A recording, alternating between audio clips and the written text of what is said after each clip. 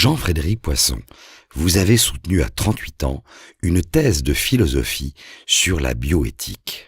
Comme vous avez planché sur le sujet et que vous vous êtes converti au catholicisme pendant un cours de philo, j'ai pensé que la réponse serait intéressante. Depuis votre thèse, la science a fait de nombreuses avancées.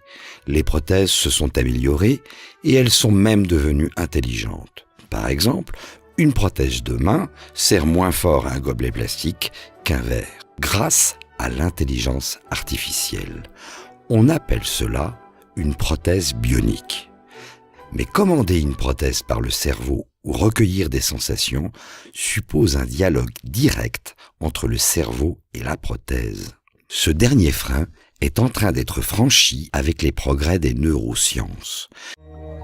Denis Sorensen est le premier être humain à avoir perçu des sensations transmises par la main bionique conçue dans ce laboratoire. Elle lui a été spécialement greffée pour une durée de 3 semaines. L'essai a eu lieu en février 2014.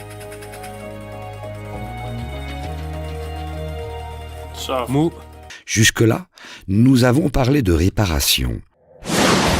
Le débat crucial qui va nous déchirer dans les 10 prochaines années sera le passage de l'homme réparé à l'homme augmenté. Je veux parler du transhumanisme.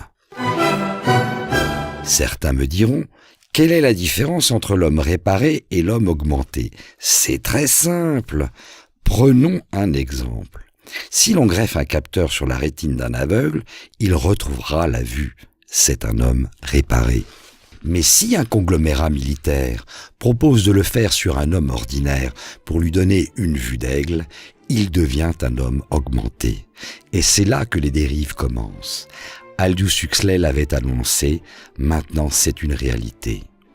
Non, ce n'est pas de la science-fiction. Nos étudiants à Polytechnique font des exercices pratiques sur le sujet. Il y a même des recherches qui portent sur le cognitif, sur l'augmentation de la concentration ou de la mémoire par des processeurs. Faut-il sauver la vie à tout prix? Doit-on accepter l'imperfection humaine ou augmenter les performances artificiellement? Je me suis demandé quelle résonance ces enjeux avaient-ils sur un fervent chrétien comme vous. La vision chrétienne ne peut s'appliquer à tous. Dès lors, la question est: sur quel principe faut-il fonder la limitation des nouvelles technologies? Sur quel principe doit se baser la bioéthique?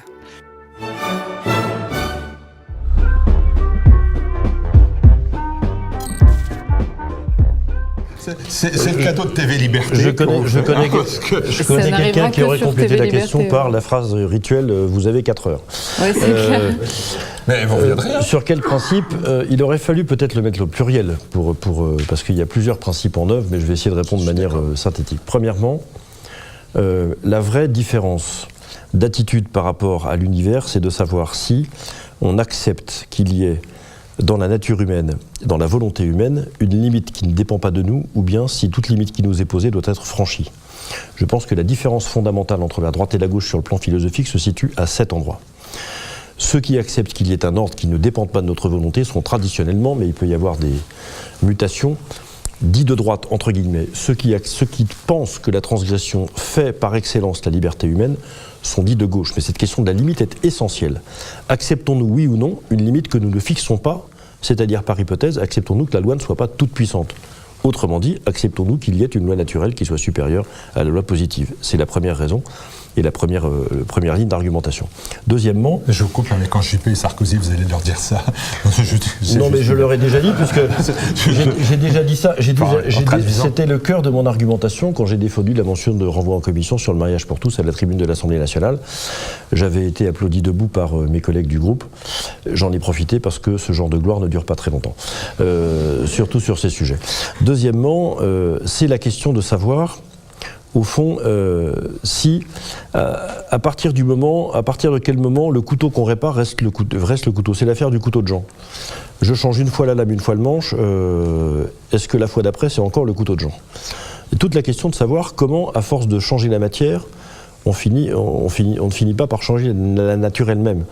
Et qu'est-ce qui fait le principe d'organisation du vivant, si ce n'est peut-être pas la matière, mais sans doute un principe spirituel qui nous est donné, en tout cas c'est ma conviction de chrétien et de philosophe, car je rappelle qu'on peut être persuadé de l'existence de l'âme sans avoir besoin de recourir à la foi. C'est ce que pense en tout cas l'école réaliste d'Aristote et de Thomas d'Aquin, qui sont mes maîtres. Troisièmement, il y a la question de la dignité de la personne. Soit on considère qu'elle est, depuis la conception jusqu'à la mort naturelle, sans restriction, sans exception et sans condition. Soit on modifie un seul de ces termes, auquel cas on entre nécessairement dans une sélection de l'humain, en se disant, après tout, il revient à la société de décider, comme l'avait dit cette magnifique phrase, je mets des guillemets à magnifique, de Jean-François Mattei, je conclus par là dans l'introduction de son rapport sur les lois de bioéthique de 1994. Il disait cette phrase, je cite verbatim, par cœur, parce que ça m'a tellement... bon. Il appartient désormais au corps social de fixer lui-même les limites au-delà desquelles il ne reconnaît plus la forme de l'humaine condition. Fermez les guillemets, fin de citation. Soit vous êtes d'accord avec cette phrase, tout ce que nous voyons, vous le laissez courir parce que c'est la société qui décidera de savoir qui est homme ou pas. Soit vous ne la laissez pas courir, auquel cas il faut immédiatement fixer des limites à l'essor du transhumanisme, et je suis d'accord, c'est certainement un des défis les plus importants qui nous attendent dans les 10 années qui viennent.